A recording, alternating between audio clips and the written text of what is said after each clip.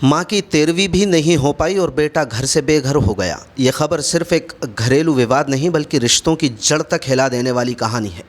एक बेटा जिसकी मां का अंतिम संस्कार हुए अभी कुछ ही दिन हुए हैं, अपनों के ही हाथों जख्मी होकर सर में चोट खाकर दर दर की ठोकरें खा रहा है।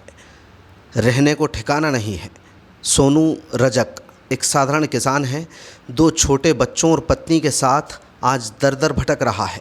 वजह मां के गुजर जाने के बाद शुरू हुई ज़मीन और जेवर की लड़ाई। मां की 13वीं भी नहीं हुई है। भाई और बाप लाठी लेकर सोनू पर टूट पड़े। मां थी तो बचा लेती थी, अब कौन बचाएगा।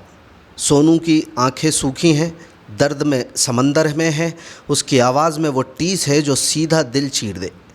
3 बीघा ज़मीन जो उसके हिस्से में आनी थी, अब न ज़मीन मिल रही, न माँ के जेवर, न परिवार का साथ और न इंसाफ। पिता और बड़ा भाई साफ मना कर रहे हैं, कुछ नहीं मिलेगा। अगर 13वीं में दिख गया तो जान से मार देंगे। माँ की 13वीं जो आत्मा की शांति के लिए होती है, वही अब उसके लिए दहशत और डर का नाम बन गई है। एक बेटा अपनी माँ की आखिरी विदाई देने से महरूम कर दिया गया है। उसका कहना है कि मेरा भाई शराब पीकर पड़ा रहता है, पिताजी मुझे पीटते हैं, बहन ने माँ की सारी चीज़ें रख लीं और कह दिया कि अब सब कुछ हमारा है। जब तक माँ जिंदा थी वो ढाल थी, आज वो नहीं है तो अपनों ने सब छीन लिया। न छत बची, न सम्मान और न माँ। ये कहानी सोनू की नहीं, उन हर बेटे बेटी की है जो अपनों के होते हुए भी बेगाने हो जाते हैं।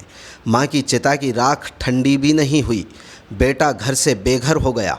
सवाल उठता है कि अब सिर्फ ज़मीन के टुकड़ों पर ही रिश्तों की बोली लगेगी। क्या माँ के गहनों से ज़्यादा कीमती नहीं रही माँ की ममता?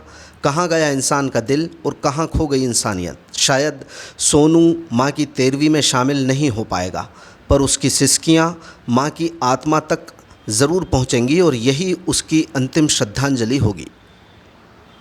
हुआ भी मेरी मम्मी 13वीं भी नहीं हो पाई। इससे पहले बड़ा भाई बहन और पिताजी मानने को तैयार हैं, जमीन जायदाद पूरी हड़पना चाह रहे हैं। 13वीं में मुझको शामिल नहीं होने दे रहे।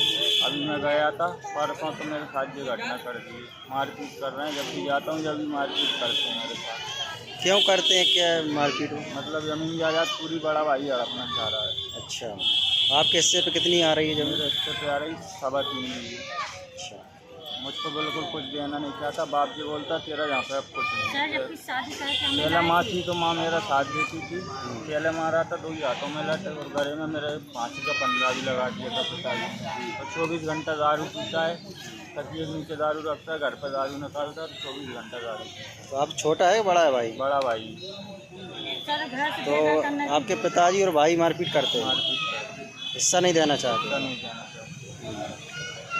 और आज ही पिताजी के पास है, आज ही बड़े भाई के पास है। दोनों बाप बेटों ने ज़मीन का हिस्सा कर लिया है, मुझको कुछ नहीं दिया है। आपको 3 बीघा ज़मीन चाहिए।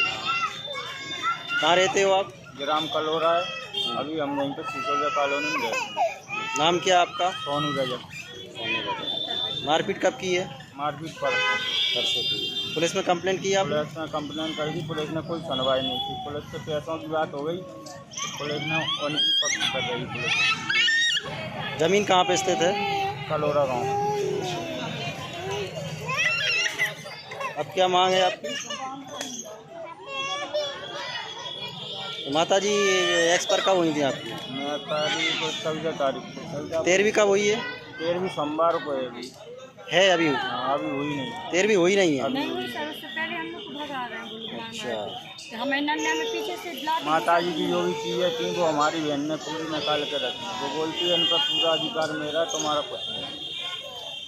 और लेखा पढ़ी ये तो ये है कि माता पिता तेरे पास रहेंगे और चाचा दादी मेरे पास रहेंगे। बड़े भाई 13वीं कौन कर रहा है अब? 13वीं पिताजी कर रहे हैं।